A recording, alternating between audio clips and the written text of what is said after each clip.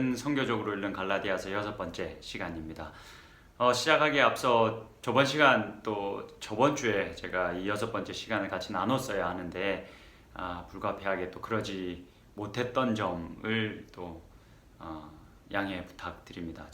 이게 참 매주 한 강의씩 이렇게 좀 꾸준하게 올리자 생각을 하는데도 이게 말처럼 참 쉽지 않아서 저도 속상하고 그런 마음이 있습니다. 아무튼 좀 끊겼지만 다시 계속 좀 저희들의 이야기를 갈라디아서 공부하는 것을 계속해 나갈 수 있으면 좋겠습니다.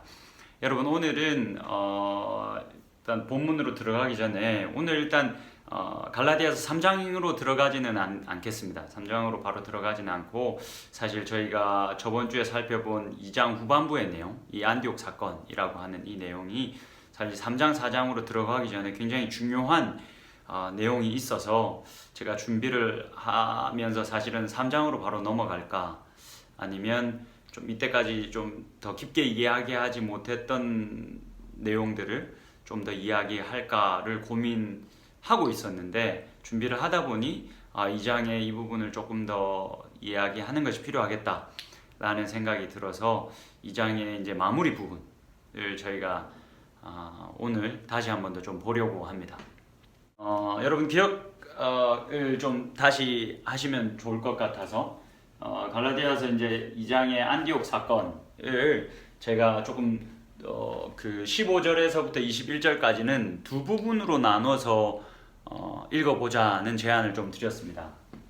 2장 15절에서부터 17절까지는 바울의 이 위 섹션, 그러니까 그 유대 그리스도인, 그러니까 자신의 입장이 아니라 유대 그리스도인, 유대인으로서 그리스도인 된 자들 혹은 바울의 대적자들,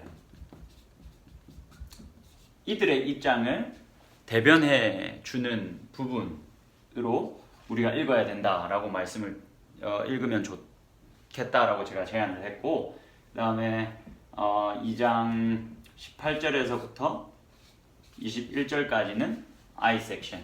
여기서 이제 바울이 정말 이제 자기의 주장을 하는 내용으로 이렇게 좀 구분을 해서 읽어보면 좋겠다라고 말씀을 드렸습니다. 그래서 저희가 지난 시간에 이 부분을 살펴봤고, 오늘은 그러면 바울의 주장은 무엇인가에 대해서 좀 우리가 살펴보려고 합니다. 일단은 다시 좀 리뷰를 좀 해보자면, 여기서 이제 핵심은 16절이었죠. 16절에서 제가 이제 번역이 두 가지로 가능하다. 사람이 의롭게 되는 것은 율법의 행위로 말미암음이 아니요 오직 예수 그리스도를 믿음으로 말미암는다라고도 번역을 했고, 이렇게 번역도 가능하지만 사람이 예수 그리스도를 믿는 것을 통한 예수 그리스도를 믿는 믿음을 제외하고 율법의 행위만으로는 의롭게 될 수 없다라는 것을 안다라고 번역할 수도 있다라고 이야기를 했습니다. 여러분 기억하십니까? 이거 좀 복잡한 이야기이긴 했지만 기억을 하실 수 있으면 좋겠습니다. 그래서 제가 그거를 이제 좀 정리하면서 이제 말씀을 드렸습니다. 요걸 좀 정리를 해 드렸습니다. 이제 뭐 그냥 바울의 대적자들이라고 하겠습니다.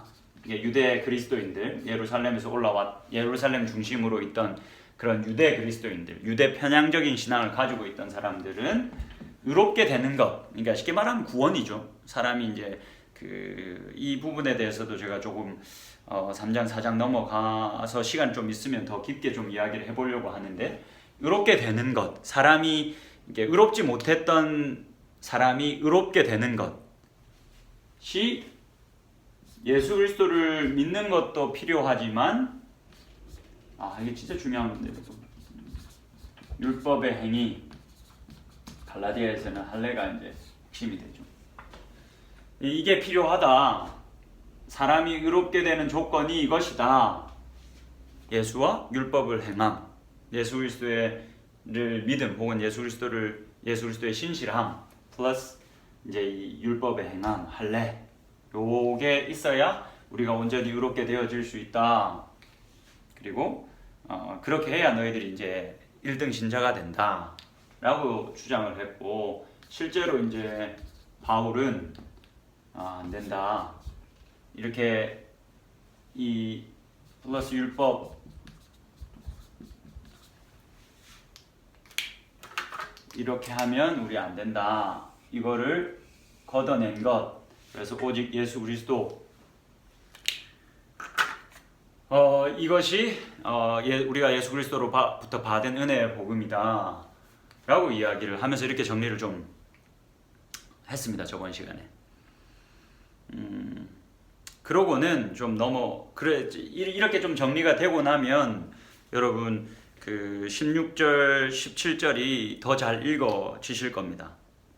보시면 16절 중반부터 보시면 우리도 그리스도 예수를 믿는다. 그러니까 유대 그리스도인들도, 유대 편향적인 신앙을 가진 자들도 우리도 예수 그리스도를 믿는다.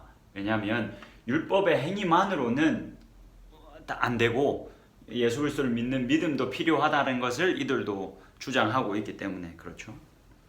그래서 우리도 그리스도 예수를 믿나니 이는 우리가 율법의 행위로서가 아니고, 율법의 행위만으로가 아니고 그리스도를 믿음으로써, 그리스도를 더함으로 의롭다함을 얻으려 함이라. 율법의 행위로서는 의롭다함을 얻을 육체가 없느니라. 그러니까 유대 그리스도인들도 여러분 잘 기억하셔야 될 부분이 요것만으로는 안 된다는 것을 얘네들도 안다는 거죠. 얘네들도 요것만으로는 안 된다는 걸 알고, 그렇기 때문에 이 예수 그리스도도 같이 되어야 한다 라고 이제 주장을 하는 것을 바울이 대변하고 있다라고 여러분들 보시면 됩니다. 그래서 이제 17절이 제가 굉장히 멋진 이제 부분이다라고 말씀을 드렸는데, 보시면 만일 우리가 그리스도 안에서 의롭게 되려다가 죄인으로 드러나면 그리스도께서 죄를 짓게 하는 자냐? 결코 그럴 수 없느니라. 그러니까 이들의 이러한 주장의 모순을 지금 바울이 꼬집고 있는 겁니다. 그러니까 여러분 꼭 지금 이 이야기들을 안디옥 사건 그 현장과 계속 연결을 시키셔야 합니다. 그러니까 베드로와 이방인 그리스도인들이 한 식탁에서 밥을 먹고 있었습니다. 근데 예루살렘에서 왔다는 사람들이, 유대 편향적인 신앙을 가진 사람, 이 자리에 오자 이 식탁이 깨져 버렸습니다. 베드로가 물러나 버렸죠.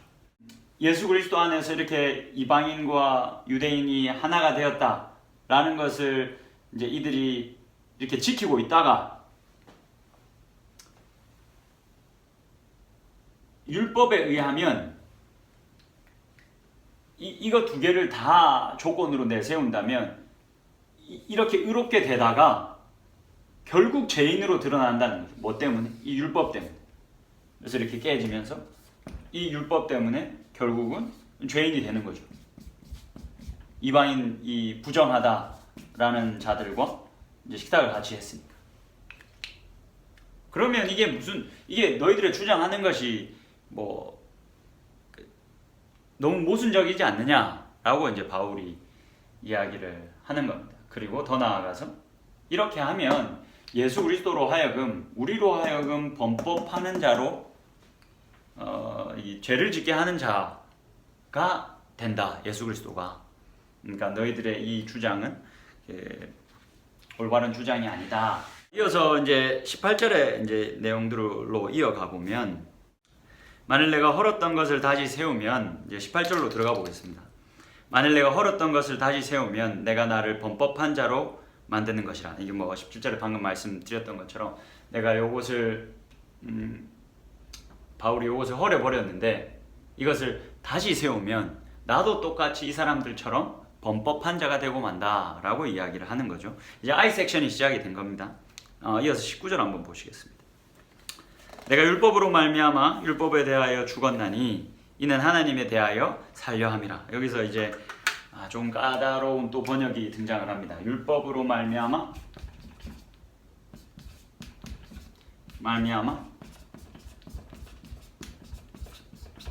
율법에 대하여 죽었다. 이 표현이 좀 어렵습니다. 여러분 사실 바울이 요거를 율법이라 하지 않고 사실은 십자가로 말미암아 내가 율법에 대하여 죽었다라고 말했으면 이 본문이 그렇게 이해하고 해석하기는 어렵지 않았을 겁니다. 근데 이게 십자가가 아니라 율법으로 말미암아 율법에 대하여 죽었다라고 말하고 있기 때문에 조금 이해하기가 어렵습니다. 근데 여러분 이 부분을 제가 그때 계속 여러 번 설명하면서 그림 그렸던 그 그림을 여러분 떠올려 보시면 좋습니다. 제가 이제 갈라디아서 6장 설교하면서 이제 이 십자가가 이렇게 오고 이게 이제 이전 세대고 이게 새로운 시대라면 이게 이제 율법, 뭐 할례, 뭐 이런 것들 이 지배적인 이게 가치 체계였다면 바울이 6장에서 뭐라고 말하냐면 이 십자가로 말미암아 이 예수 그리스도의 이 십자가로 말미암아 내가 세상에 대해서 죽었다. 이 이전 시대가 끝났다. 그래서 할례나 무할례는 아무것도 아니로되 새로 지으심을 받는 것만이 중요하다. 그리고 이 원리를 따라 사는 사람이 하나님의 이스라엘이다. 라고 이제 이 원리를 따라 사는 사람이 하나님의 이스라엘이다. 라고 이제 이야기를 하죠. 이 개념과 좀 연결해서 보시면 그리 어렵지는 않습니다. 내가 지금 율법으로 말미암아 율법에 대해서 죽었다. 그러니까 이 말은 사실은 이미 이제 바울이 이렇게 하고 있다라고 생각하시면 됩니다. 내가 그리스도와 함께 이제 곧 나오겠지만 그리스도와 함께 십자가에 달려 죽었다. 그러니까 예수 그리스도가 율법 때문에 죽었지 않습니까? 율법이 끌어오고 있는 저주, 율법에 대해서 불순종했을 때 마땅히 와야 하는 그 저주, 그것을 예수 그리스도가 대신 받으셨죠. 그리고 그 대신 그 저주를 받고 그 십자가 상에서 우리들이 받아야 할 저주를 자신이 다 받으셨습니다. 그렇게 우리의 모든 죄값을 다 페이해버리셨죠. 그래서 율법으로 말미암아 율법에 대해서 죽었다. 그렇게 율법 때문에 십자가를 지게 되었고 그렇게 율법으로 말미암아 십자가를 져서 이 이전 세대의 모든 가치 체계를 무너뜨리셨다. 이전 세대를 끝내버리셨다. 이전 세대의 종말을 선포해버리셨다. 그렇게 율법으로 말미암아 율법에 대하여 죽었다. 내가 그리스도와 함께 십자가에 못 박혀서 율법으로 말미암아 율법에 대하여 죽었다. 라고 이야기를 하는 거죠. 그러면서 이어서 19절에 보면 이는 하나님에 대하여 살려 함이라. 하나님께서 허락하신 이 새로운 하나님의 나라에서 살려 함이다. 내가 율법으로 말미암아 율법에 대해서 죽은 것은 이렇게 이전 세대의 종말을 선포하고 이제 새로운 시대에 살려고 함이다. 라고 이야기를 하고 있는 겁니다. 이어서 이제 20절을 보시면 그 내용이 조금 더 분명해집니다. 이거 지금 제가 조금 쉽게 설명을 해서 그렇지 좀 어려운 부분들, 복잡한 부분들을 다 빼고 설명해서 그렇지 쉽지 않은 내용입니다. 제가 저번 시간에도 계속 뭐 너무 어려우면 어쩌나라는 걱정 때문에 이게 좀 어렵지만 이런 이야기를 계속 했는데 그걸 본 저희 아내가 별로 어렵지도 않은 걸 뭐 이렇게 어렵다고 얘기하냐고. 남편의 노력을 전혀 모른 채 다 좀 열심히 이제 노력해서 이해하고 그 어려운 부분 좀 빼고 이게 이해하실 수 있게끔 설명하는 건데, 그렇습니다. 하여튼 여러분 뭐 말하는지 모르겠지만, 하여튼 여러분 이해 어렵지 않게 이해하셨을 거라고 생각합니다. 그래서 20절과 21절이 사실은 굉장히 중요합니다. 그래서 20절을 보겠습니다. 내가 그리스도와 함께 십자가에 못 박혔나니 그런즉 이제는 내가 사는 것이 아니요 오직 내 안에 그리스도께서 사시는 것이라. 자, 그 십자가에 있으면 괜히 지웠네요. 이렇게 있으면 내가 이 십자가에 같이 못 박혔다. 그래서 이제는 내가 사는 것이 아니고 그리스도께서 내 안에 사시는 것이라. 그러니까 이 말이 무슨 말이냐면, 내가 예수 그리스도를 나의 구주로 영접하는 그 순간, 내가 예수 그리스도와 함께 십자가에 못 박히고 십자가에 못 박혔다는 것은 이제는 내가 그리스도 안에, 그리스도가 내 안에, 그렇게 그리스도와 연합해서, 이게 굉장히 사실 중요한 단어입니다, 여러분. 연합해서 사는 것이다. 살게 된다. 여기서 바울이 내가 그리스도와 함께 십자가에 못 박혔다 라고 표현하는데, 여기서 못 박히다 라는 헬라어 동사를 요것만 여러분 좀 그냥 이거는 듣고 흘려버리셔도 됩니다. 과거 완료형으로 씁니다. 그러니까 헬라어에서도 과거 완료의 이 시제를 사용해서 내가 십자가에 못 박혔다 라고 표현을 합니다. 근데 이 과거 완료라는 이 시제가 어떤 의미를 가지냐면 이런 의미를 가집니다. 그러니까 이 과거 완료는 이 과거에 어떤 일이 일어났습니다. 어떤 사건이 일어났습니다. 근데 그 사건이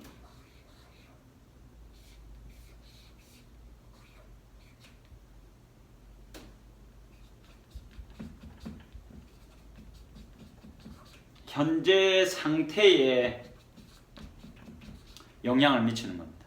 그러니까 과거에 일어났던 이 사건, 이것이 중요한 게 아니라 지금 이 과거에 이런 일이 있었고 그로 말미암아 현재 상태에 계속 그 영향이 미쳐지고 있다라는 의미를 가지고 있습니다. 헬라어에서 이 과거 완료의 시제가.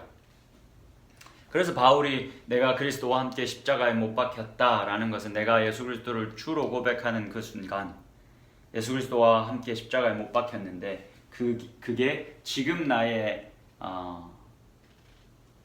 실존이다. 지금 나의 상태이다. 그러니까 내가 계속 지금 이 시간을 살고 있다. 그러니까 이 말은 무슨 말이냐면, 내가 그리스도와 함께 십자가에 못 박혔다라는 것은 그렇게 내가 예수 그리스도를 구주로 영접하는 그 순간 내가 그리스도와 함께 십자가에 못 박히고, 그렇게 내가 그리스도 안에, 그리스도가 내 안에 있는 그 연합된 상태가 지금까지도 계속되어지고 있다. 그게 나의 실존이다. 이 이전의 사건이, 그리스도와 함께 십자가에 못 박혔던 그 사건이 계속 나의 현실에 영향을 미쳐서 이것이 나의 실존이다. 그래서 이 새로운 시대 안에서 그리스도와 연합해서 계속 살아가고 있다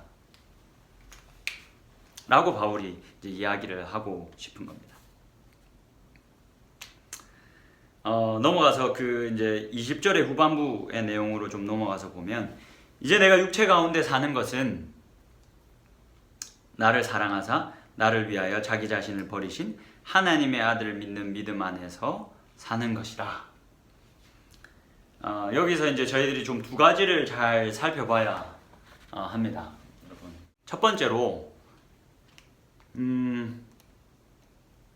그 하나님의 아들에 대한 정의를 지금 20절 후반부에 좀 복잡할 수 있지만, 이제 내가 육체 가운데 사는 것은 나를 사랑하사 나를 위하여 자기 자신을 버리신 하나님의 아들을 믿는 믿음 안에서 사는 것이다 라는 이 굉장히 중요하지만 또 복잡한 이 문장을 이 문장 안에서 저희들이 좀 짚고 넘어가야 될 것이 하나님의 아들에 대한 정의입니다. 그리고 두 번째는 하나님의 아들을 믿는 믿음 안에서 사는 것이다 라는 것에 대한 이 믿음이라는 단어에 대해서 좀 우리가 이 두 가지를 좀 정리하고 넘어가야 합니다. 하나님의 아들을 뭐라고 정의를 하냐면 나를 사랑하사 자기 자신을 버리신 분으로 정의를 합니다. 그러니까 뭐 이것을 뭐 저희들이 자주 쓰는 용어로 하자면 자기 부인 정도 되겠죠. 하나님의 아들이 나를 사랑하시고 나를 위하여 자기 자신을 버리신 분이시다 라고 이야기를 하는 겁니다. 그렇다면 여러분 이걸 좀 생각해 보셨을 때 뭐 몇 번 그런지 모르겠네요. 자, 이렇게 됐을 때 이전에 이제 이 삶의 원칙들은 어떤 이제 율법으로 정리가 된다 했다면 여기서는 예수 그리스도와 연합함으로 예수가 내 안에 내가 그리스도 안에 있게 된 그렇게 새롭게 창조되어지고 새롭게 되어진 이 새로운 시대 안에서는 그러면 율법 대신 어떤 원리가 이 나라를 운행해 가느냐. 그러니까 여기서는 우리가 저번에 함께 나눴던 걸 기억하실지 모르겠지만 이 나라를 이끌어가는 원리는 그리스도를 닮는 것인데 그게 어떤 그리스도의 모습을 담는 것이냐면 사랑과 자기 부인이라는 거죠. 그리스도를 담는 것, 사랑하고 또 자기를 부인하는 것을 통해서, 그러니까 자기를 내어주고 내려놓고 이런 것들을 통해서 이 나라는 운행되어진다 라는 것을 우리가 알 수가 있습니다. 그런 의미를 담아서 하나님의 아들에 대한 이제 정의를 우리들에게 주고 있습니다. 나를 사랑하사 나를 위하여 자기 자신을 버리신 하나님 아들을 믿는 믿음 안에서 사는 것이라. 이 부분이 사실은 굉장히 큰 논쟁입니다. 학자들에서는 이 부분을 어떻게, 이게 이제 헬라어로 하면 피스티스라고 하는 헬라어 명사인데 사실 이게 뭐 피스티스 논쟁이라고 불릴 정도로 이 믿음을 어떻게 해석해야 되느냐에 대한 학자들의 연구가 어마어마합니다. 그래서 뭐 사실은 제가 이걸 뭐 다 이해해서 제대로 설명하기는 뭐 저는 거의 불가능하다고 생각합니다. 아무튼 뭐 이게 되게 엄청난 게 큰 내용입니다. 그래서 제가 이제 3장 가거나 이제 뭐 이렇게 하면 더 좀 이야기를 나눠 볼 테지만 오늘은 요것만 이야기하겠습니다. 요것만. 이 피스티스, 이 믿음이라고 번역되어져 있는데 이게 이제 두 가지로 번역이 사실은 가능합니다. 믿음이라고 번역할 수도 있지만 신실함이라고 번역할 수도 있습니다. 이거 여러분 제가 뭐 제 설교를 들어보신 분들이 들어보셨으면 기억하실지 모르겠지만 제가 설교 뭐 한두 번 정도 설교하면서 이 부분을 살짝씩 다루긴 했습니다. 이 피스티스라는 이제 하나님 아들을 믿는 믿음이라고 하는 이 피스티스를 사실은 믿음이라고 번역할 수도 있고 신실함으로 번역할 수도 있습니다. 믿음으로 번역하면 하나님 아들을 믿는 믿음이겠지만 신실함으로 번역을 하면 하나님의 아들의 신실함 안에서 사는 것이다 라고도 번역이 가능합니다.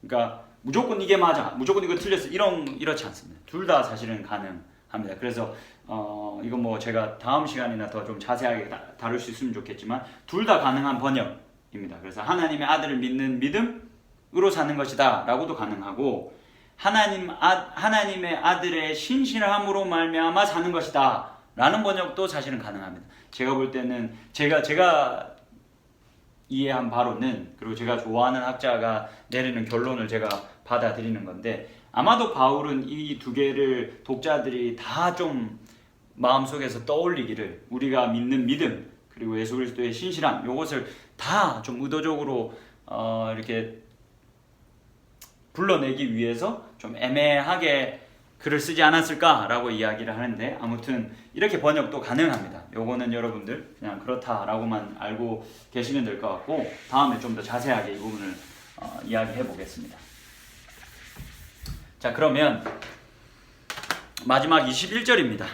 내가 하나님의 은혜를 패하지 아니하노니 만일 의롭게 되는 것이 율법으로 말미암으면 그리스도께서 헛되이 죽으셨느니라. 자, 여기서 바울이 내가 하나님의 은혜를 패하지 않는다 라고 이야기를 하죠. 여러분, 요거를 학자들이 이렇게 이야기하기도 합니다.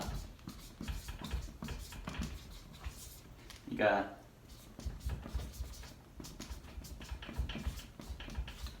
미러 리딩인데, 그러니까 이렇게 쓰여져 있는 것을 보고 본문이 기록된 것을 보고 그 본문에 따라서 추측을 하는 겁니다. 그래서 이렇게 거울을 보면서 우리가 어떠한지 이렇게 상태를 체크하는 것처럼 이 본문에 나와 있는 내용을 보면서 그 이면에 있는 내용을 추측해 보는 방법이죠. 내가 하나님의 은혜를 패하지 아니한다 라고 말합니다. 이 말을 왜 했을까요? 내가 하나님의 은혜를 패하지 아니한다. 누군가 바울에게 너 지금 그렇게 말하면 하나님의 은혜를 패하는 거야 라고 말했기 때문이겠죠. 그러니까 바울의 대적자들이 아마도 그렇게 바울을 공격하지 않았을까 싶습니다. 바울의 이러한 복음은 율법을 제외해버린 이러한 오직 예수 그리스도만 강조하는 이 복음은 하나님의 은혜를 패하는 것이다 라고 주장을 했었을 것 같습니다.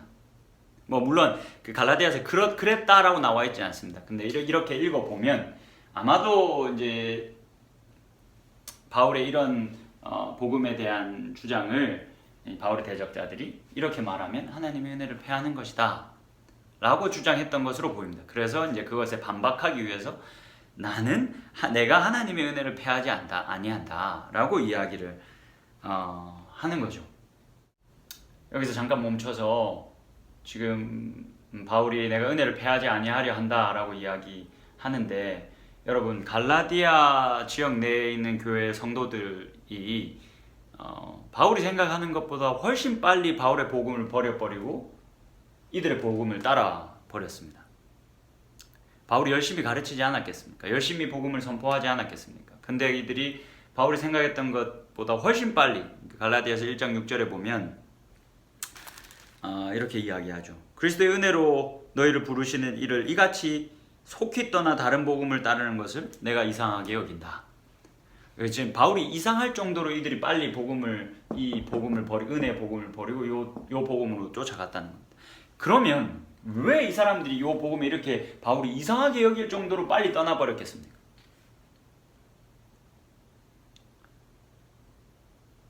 매력적이지 않았다면, 이들의 복음이 매력적이지 않았다면 이들이 하는 주장과 이들이 하는 어떤 설득과 설명에는 오랜 시간이 걸리지 않았을까요? 근데 이들이 주장하는 이 복음이 굉장히 꽤나 매력적이었고 설득력이 있었다는 겁니다. 그러니까 빨리 떠나 버린 거죠. 왜 이들의 복음이 매력적이었을까요? 그게 이제 내가 은혜를 패하지 아니하노니라는 이 은혜의 개념을 저희들이 제대로 이해할 때 좀 알 수가 있습니다. 여러분, 이거는 좀 저희가 문화적인 이야기를 조금 해야 하는데, 지금 이것을 이들의 복음이 이제 굉장히 매력적이었는데, 매력적일 수밖에 없었던 데에는 이 은혜라는 개념 때문에 그렇습니다. 일단 요걸 여러분 기억하시고 이거 한번 보십시오.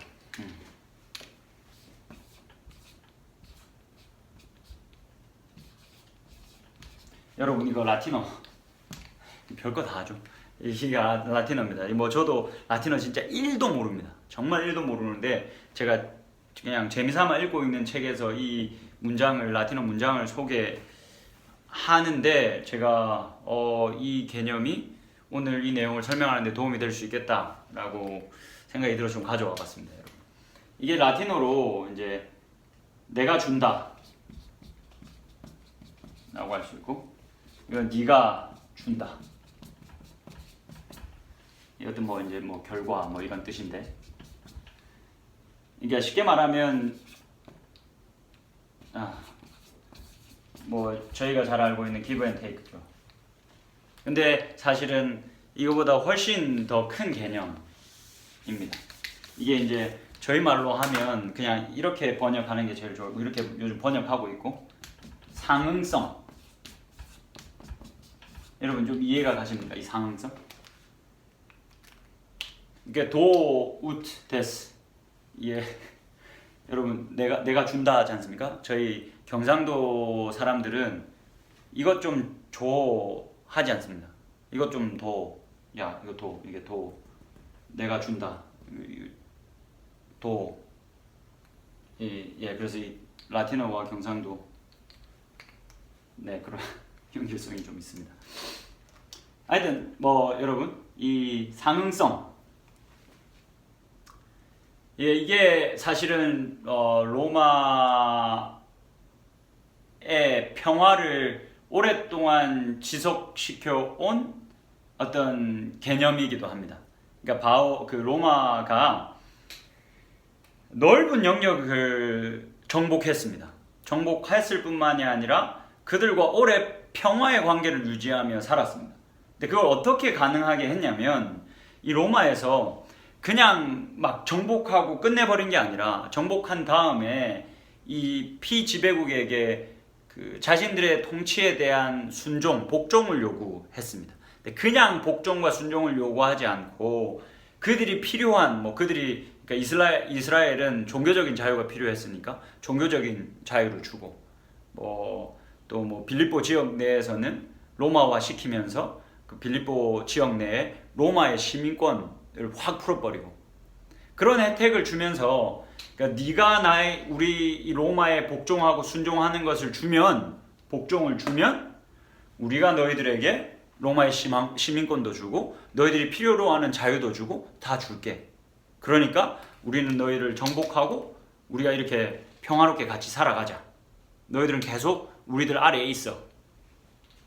하는 이 상승성의 이 문화가 그들에게 있었습니다.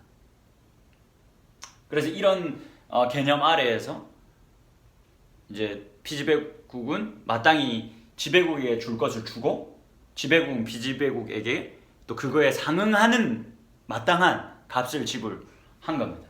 이게 이 사회를 지탱하던 당시 큰 하나의 문화였다라고 생각을 하죠. 이게 여러분 서구의 문화에도 그대로 이게 내려와 있습니다. 그러니까 제가 미국에서 유학할 때 하나 참 재밌게 본 광경 중에 하나가, 미국의 중상층 이상의 사람들은 자기들끼리 백인들만 모여서 삽니다. 근데 그 커뮤니티 안에 유색인종이 들어오는 걸 굉장히 싫어합니다. 왜냐하면 이 유색인종들한테는 이 상응성이 결여되어 있기 때문에 그렇습니다. 그러니까 이 무슨 말이냐면, 백인들은 서로 함께 이렇게 모여 살면서 자신들의 집 앞이나 무엇이나 하여튼 정말로 깨끗하게 잘 정돈합니다. 왜냐하면 이웃에 함께 살아가고 있는 사람들이 그런 깨끗하고 좋은 곳에서 살만한 가치가 있는 자들이라는 것을 인정하기 때문에 자기가 그렇게 자기 집 앞을 관리하고 정원을 관리해서 그렇게 사람들한테 주는 겁니다. 그것을 받은 이웃은 내가 그렇게 받았으니까, 내가 그런 가치 있는 존재로 여김을 받았으니까 저 사람도 가치 있는 존재로 인정을 받을 수 있도록 나도 우리 집 앞을 잘 관리해야지. 그러니까 나를 위해서 앞을 관리하는 것이 아니라 내 이웃들을 위해서 그렇게 관리하는 겁니다. 이게 이 상응성. 네가 이만큼 사니까 나도 이렇게 살게. 네가 이만큼 사니까 나도 이렇게 할게. 라는 이 상응성이 있는 겁니다.